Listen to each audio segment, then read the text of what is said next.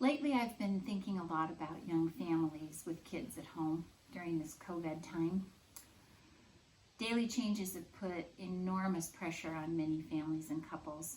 Marriages are being stressed by the pressure of finances. Parents have found themselves working from home and suddenly facing homeschooling responsibilities, as well as worrying about the social and spiritual needs of everyone.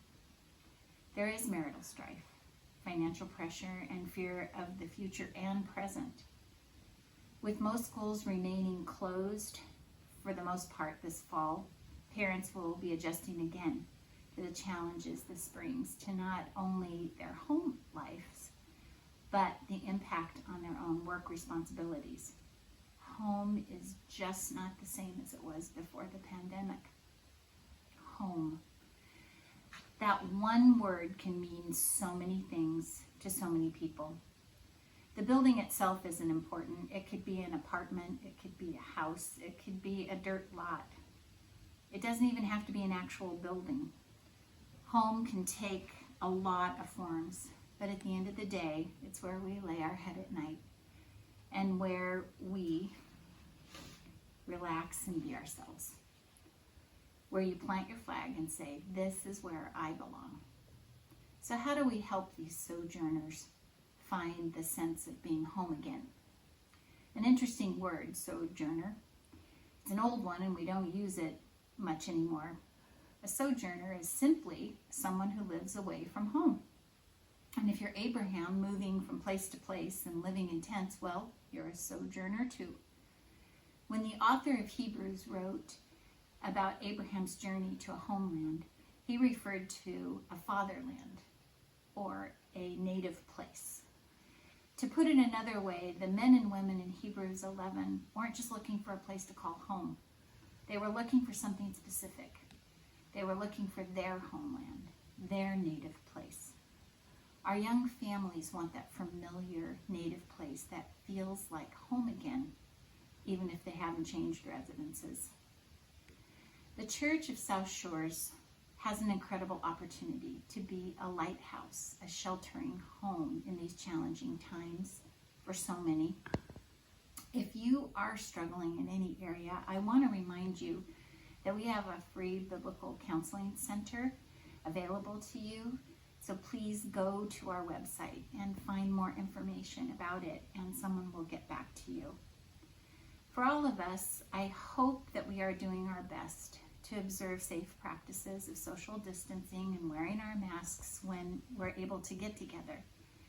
But I got to thinking about how church members in general can welcome these weary sojourners. First, I would ask you to hold families in prayer daily as they need our constant and consistent prayers.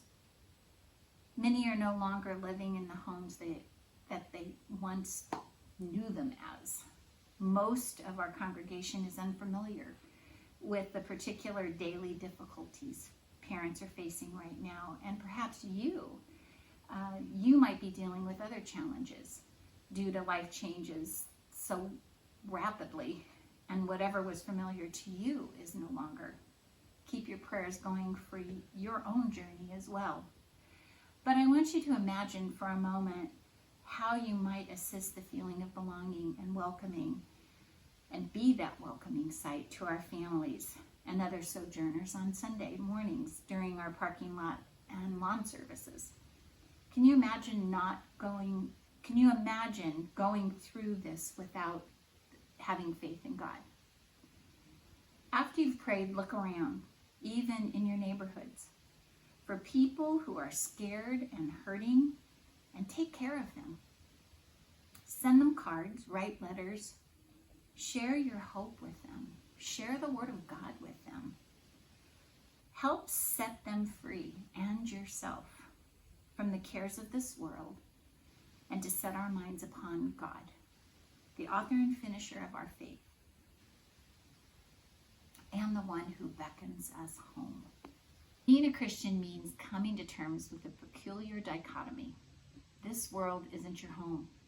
You were born in this world, you live in this world, but our time here in this world, this society, This age of humanity and COVID-19 is temporary. It's a sojourn, whether we like it or not, and eventually that sojourn will end.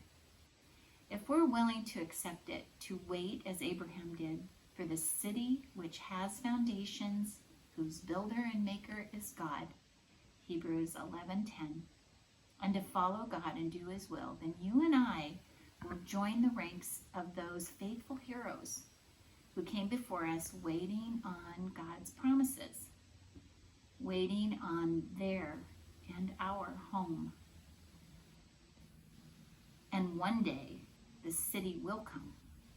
The New Jerusalem will descend out of heaven from God, prepared as a bride, adorned for her husband, Revelation 21:2. And on that day, God will be able to say to us and all his children throughout the ages, welcome home. This is where you belong.